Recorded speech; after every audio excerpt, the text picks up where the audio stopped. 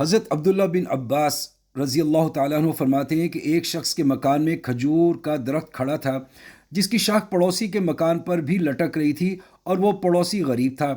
جب یہ شخص اپنے درخت پر کھجوریں توڑنے کے لیے چڑھتا تھا تو حرکت سے کچھ کھجوریں پڑوسی کے مکان میں بھی گر جایا کرتیں، جن کو اس کے غریب بچے اٹھا لیا کرتے۔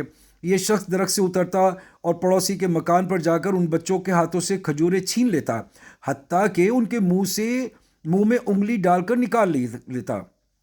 اس فقیر نے حضور صلی اللہ علیہ وسلم سے اس کی شکایت کی۔ حضور صلی اللہ علیہ وسلم نے سن کر فرمایا کہ اچھا جاؤ۔ اس کے بعد کھجور کے مالک سے حضور صلی اللہ علیہ وسلم نے فرمایا کہ تمہارا فلاں کھجور کا درخت ہے جو فلاں شخص کے گھر میں جھک رہا ہے، وہ تم مجھے اس وعدے پر دیتے ہو کہ تمہیں اس کے بدلے میں جنت میں کھجور کا درخت مل جائے؟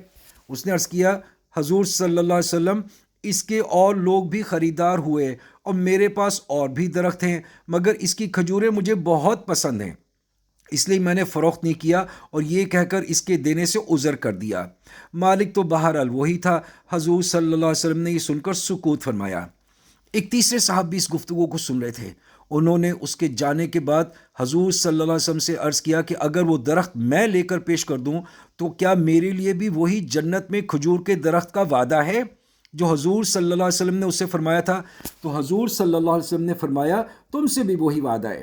یہ صاحب اٹھے اور اس مالی کے درخت کے پاس پہنچ کر جا کر کہا، میرے پاس بھی کھجور کا ایک باغ ہے، تم اپنے اس درخت کو کسی قیمت پر بیچ سکتے ہو؟ اس نے کہا، مجھے تو حضور صلی اللہ علیہ وسلم نے جنت میں درخت کا وعدہ کیا تھا، میں نے اس پر بھی نہیں خریدا۔ یہ درخت مجھے بہت ہی پسند ہے، اس لیے اس کو بیچ تو سکتا ہوں، مگر جتنی قیمت میں چاہتا ہوں اتنی کوئی دے گا نہیں۔ اس نے پوچھا، کیا قیمت چاہیے؟ اس نے کہا، 40 درختوں کے بدلے میں بیچ سکتا ہوں۔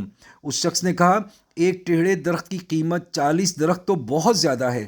اچھا، اگر میں 40 درخت اس کے بدلے میں دوں تو تو بیچ دے گا؟ صاحب درخت نے کہا، اگر تو اپنی بات میں سچا ہے تو قسم کھا کہ میں نے 40 درخت کے ایک درخت کے بدلے میں دے دیے۔ ان صاحب نے قسم کھا لی کہ میں نے 40 درخت اس ٹیڑھے درخت کے بدلے میں دے دیے۔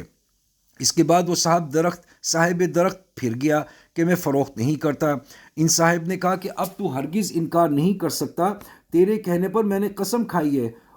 اس نے کہا، اچھا، اس شرط پر کہ سب کے سب ایک ہی جگہ ہوں۔ انہوں نے تھوڑی دیر سوچ کر اس کا بھی وعدہ کر لیا کہ سب ایک ہی جگہ ہوں گے۔ بات پختہ کر کے یہ حضور صلی اللہ علیہ وسلم کی خدمت میں حاضر ہوئے کہ حضور، وہ درخت میں نے خرید لیا اور وہ حضور صلی اللہ علیہ وسلم کی نظر ہے۔ حضور اقدس صلی اللہ علیہ وسلم نے اس فقیر کے مکان پر تشریف لے گئے اور وہ درخت اس فقیر کو مرحمت فرما دیا۔ اس کے بعد سورہ واللیل نازل ہوئی۔